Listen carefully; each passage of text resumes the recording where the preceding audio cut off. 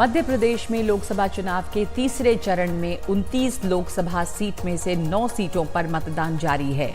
यहां की 3 अहम सीटों पर बात करते हैं।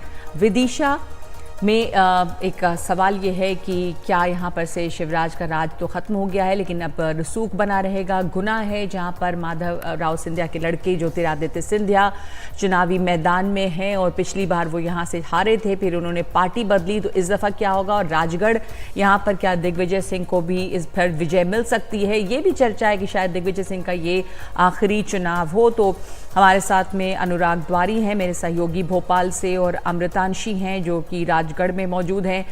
अमृतांशी, राजगढ़ की बात ही पहले आपसे पूछ लें तो इस दफ़ा ये चर्चा है कि क्या दिग्विजय सिंह का ये आखिरी चुनाव, मतलब ऐसा लग रहा है कि हो सकता है, और राजगढ़ में क्या माहौल है कि क्या उन्हें यहाँ पर से विजय मिल सकती है। बहुत इंपॉर्टेंट कैंडिडेट्स हैं मध्य प्रदेश में, आप देखें तो ज्योतिरादित्य सिंधिया हैं, पूर्व मुख्यमंत्री शिवराज सिंह चौहान हैं, इधर दिग्विजय सिंह हैं। तो अमृतांशी, वहां पे राजगढ़ का हाल। बिल्कुल, देखिए सुबह से हम गुना और राजगढ़ दोनों ही क्षेत्रों में घूम रहे हैं और लोगों से उनकी राय जानने की कोशिश कर रहे हैं। राजगढ़ की अगर बात करें तो यहाँ राघवगढ़ है, दिग्विजय सिंह के गढ़ माना जाता है, उनका पूरा परिवार है, रॉयल फैमिली है।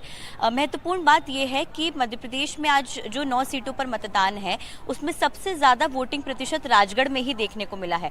दोपहर 3 बजे तक 64% वोटिंग जो है वो राजगढ़ में हो चुकी थी और लोग घरों से निकल रहे हैं।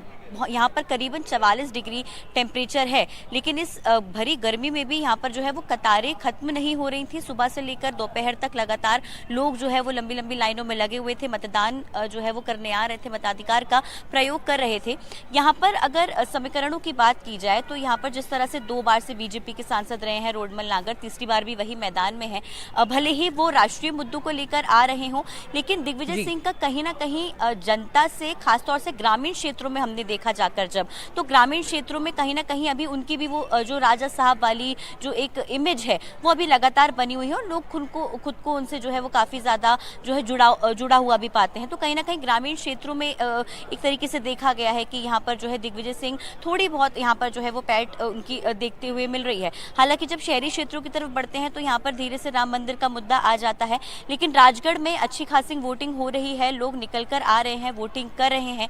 अब दिग्विजय सिंह ने अपने एक बयान में ये ज़रूर कहा है कि ये उनका आखिरी चुनाव जो है वो हो सकता है, लेकिन वो करीबन 33 साल बाद राजगढ़ से लड़ रहे हैं। इसके साथ ही साथ अगर बात की जाए तो वो कांग्रेस के सबसे वरिष्ठ नेताओं में से एक हैं। जब कांग्रेस को कोई बड़े कैंडिडेट्स नहीं मिल रहे थे तो दिग्विजय सिंह खुद आगे आए, उनको यहाँ से राजगढ़ से कांग्रेस ने उतारा और कहीं ना कहीं ये देखने को भी मिला है कि दिग्विजय सिंह का जो एक बहुत पुराना राजनीतिक अनुभव रहा है, एक उनका जो लोगों से जुड़ाव रहा है, उनको शायद इस लोकसभा चुनाव में वो फायदा दिलवा सकता है। हालांकि जो है किस तरह का मुकाबला रहेगा ये तो फिलहाल आगे समय में पता चलेगा, लेकिन वोटिंग प्रतिशत के आंकड़े काफी कुछ कह सकते हैं क्योंकि 2 बार में जो है काफी कम वोटिंग रही है, लेकिन राजगढ़ में खास तौर से यहाँ पर तीसरे चरण में अच्छी खासी वोटिंग देखने को मिली है। ये दिलचस्प है कि राजगढ़ में अच्छी खासी यहाँ पर वोटिंग हुई है। और अनुराग, मध्य प्रदेश की अगर हम ओवरऑल देखें तो खास करके ये 3 अहम सीटों की बात आपसे समझना चाहती हूँ। विदिशा से सवाल है कि क्या यहाँ पर शिवराज सिंह चौहान का रसूख बना रहेगा, भले ही उनका राज ना रहा हो।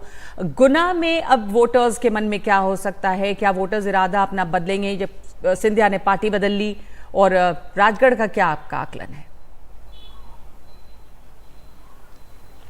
उसके पहले मैं एक तस्वीर आपको दिखाना चाहूँगा नगमा, मेरे कैमरा सहयोगी रिजवान से कहूँगा जूम करके आपको दिखाएं।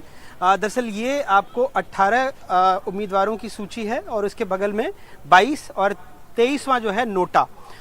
इसके बारे में आपको बताऊंगा मैं ये क्यों दिखाना चाह रहा था, क्योंकि भोपाल वो सीट है जहां सबसे ज़्यादा 22 उम्मीदवार मैदान में है और भिंड में सबसे कम यानी 6 उम्मीदवार। अब एक एक करके उन सीटों की बात करते हैं जिस पर आपने सवाल पूछा। देखिए, जो 3 अहम उम्मीदवार हैं, एक महाराजा, एक राजा और 2 पूर्व मुख्यमंत्री। तो सबसे पहले विदिशा से शिवराज सिंह चौहान की बात करें, यकीनन उनके लिए चुनाव बहुत अहम है, लेकिन भानु प्रताप शर्मा 2 बार के सांसद जरूर हैं। उनका एक वाकया शिवराज ने मुझे खुद बताया था कि एक दफ़े जब वो चुनकर पहले आए और दिग्विजय सिंह मुख्यमंत्री थे तो उन्होंने वक्त मांगा था, अपने इलाके में कोई पानी की समस्या थी, तो दिग्विजय मुख्यमंत्री थे, उन्होंने उनको बुलाया। जब वो पहुंचे तो देखा मुख्यमंत्री निवास में भानु प्रताप शर्मा जो मौजूदा सांसद थे वो बैठे हुए थे, और इसके बावजूद जैसे ही वो पहुंचे उन्हें दिग्विजय सिंह ने अंदर बुला लिया तो उन्होंने बताया कि भानु प्रताप शर्मा जी बैठे हुए हैं, तो उन्होंने कहा हाँ हाँ उसको जलाने के लिए तुमको पहले बुला लिया है। तो मैंने आपको कहानी ये इसलिए बताई क्योंकि ये वो तरीका है जिसकी वजह से कांग्रेस की जो हालत है आज मध्य प्रदेश में, वो उस हालत में पहुंची है। तो जो विदिशा की लड़ाई है, ज़्यादातर अगर आप किसी से भी बात करें तो वो आंकड़ों को बढ़ाने की लड़ाई है कि जीत का मार्जिन क्या होगा। वहां पर भानु प्रताप शर्मा को कोई मौका नहीं देना चाहता, लेकिन राजगढ़ में ठीक इसके उलट परिस्थिति है। वहां पर जो 2 दफे के सांसद हैं बीजेपी के रोडमल नागर, अगर आप उनके इलाके में ही पचोर में जाएंगे तो अपने घर के पास ही उन्होंने रेलवे के पास एक दीवार बना रखी है, और लोग कहते हैं कि वो बाद में हिंदुस्तान पाकिस्तान की बात करें, यहाँ आकर देखें कि ऐसी दीवार उन्होंने क्यों बनाई है। और चाहे वो वहाँ राजगढ़ में केंद्रीय विद्यालय हो, चाहे फूड प्रोसेसिंग यूनिट हो, या नल जल योजना हो, आप कई गांव में जाकर देखेंगे भयानक किल्लत है जो गुना और राजगढ़ का बेल्ट है वहाँ पीने के पानी की। सिंचाई का पानी फिर भी पहुंच गया है, लोग 2-3 फसलें लेने लगे हैं, लेकिन फूड प्रोसेसिंग यूनिट जो बार बार वहाँ के सांसद ने दावा किया था 10 साल में नहीं बनवा पाए हैं, इस वजह से भी लोगों में नाराजगी है। मिलते जुलते नहीं है, इस वजह से भी लोगों में नाराजगी है। लेकिन जैसा अमृतांशी ने कहा कि शहरी इलाकों में मोदी की वजह से हो सकता है कि वो एक टक्कर वाली स्थिति है वहाँ पर कांग्रेस और बीजेपी की। जीतेगा कौन ये तो हम नहीं जानते, लेकिन जो बढ़ा हुआ मत प्रतिशत है, क्योंकि दिग्विजय सिंह पुराने खिलाड़ी हैं, उन्होंने हमसे इंटरव्यू में कहा था कि 78 साल के हो गए हैं और कोई इफ बट लगाने के बगैर उन्होंने कहा था अगले चुनाव में 82 के हो जाएंगे, तो अब लोकसभा चुनाव नहीं लड़ेंगे, राज्यसभा के उम्मीदवार हैं। और ऐसे में उन्होंने साफ किया था कि ये उनका आखिरी लोकसभा चुनाव होगा, तो ये बात उन्होंने कही है। वहां से थोड़ा आगे बढ़ेंगे, गुना की तरफ अगर आप जाएं तो वहां पर पिछले चुनाव में ज्योतिरादित्य सिंधिया एक केपी यादव जो उनके एक सहयोगी रहे थे पुराने, उनसे चुनाव हार गए। तब ज्योतिरादित्य सिंधिया कांग्रेस में थे, केपी यादव बीजेपी में आ गए। इस बार जो कैंडिडेट हैं वहां पर बीजेपी के वो ज्योतिरादित्य सिंधिया हैं और कांग्रेस ने राव यादवेंद्र सिंह यादव को मौका दिया है। राव यादवेंद्र सिंह यादव का पूरा परिवार बीजेपी का रहा है, वो खुद बीजेपी में थे, कुछ दिनों पहले कांग्रेस में शामिल हुए हैं। उस इलाके में भी पानी से लेकर सड़क की भारी दिक्कत है, लेकिन बावजूद इसके महल का फैक्टर वहाँ कई सारी चीज़ों में हावी होता है।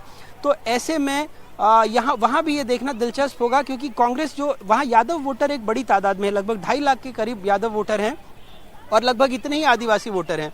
तो कांग्रेस का मानना है कि ये उनको एक अच्छी खासी वहाँ पर लीड दे देता है, लेकिन क्या सारे और आदिवासी और सारे यादव वोटर कांग्रेस के पाले में जाएंगे तो फिर ज्योतिरादित्य सिंधिया का क्या होगा, जीत का मार्जिन क्या होगा या हार का मार्जिन क्या होगा, कौन उम्मीदवार जीतेगा कौन हारेगा, ये अभी आकलन इसका मुश्किल है। लेकिन इतना ज़रूर है कि जो शहरी इलाके और कई ग्रामीण इलाकों में भी, खास करके शिवपुरी हो या गुना के आसपास, उसमें सिंधिया परिवार का प्रभाव ज़्यादा है और अशोकनगर और इन इलाकों में कांग्रेस के उम्मीदवार जो है राव यादवेंद्र सिंह यादव, उनका प्रभाव ज़्यादा है। तो कुल मिलाकर 9 सीटें हैं, मुकाबला बेहद दिलचस्प है।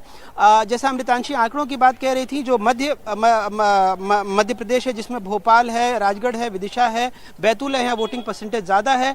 कुख्यात है ग्वालियर चंबल, क्योंकि वहाँ पर न सिर्फ तापमान ज्यादा रहता है बल्कि लोगों का तेवर भी ज्यादा रहता है और वोटिंग परसेंटेज कम होता है, यानी मतदान प्रतिशत कम होता है, लोग अपने घरों से कम निकलते हैं और इस दफे भी लगभग वैसी ही तस्वीर बन रही है। जी जी, शुक्रिया अनुराग। मध्य प्रदेश के इन तीनों अहम सीटों के बारे में हमें जानकारी देने के लिए बहुत बहुत धन्यवाद आपका।